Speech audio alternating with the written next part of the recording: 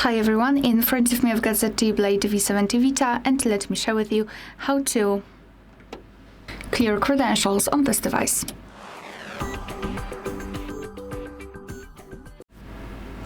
So let's begin with opening the settings, and here we have to scroll and find the option Security and Privacy.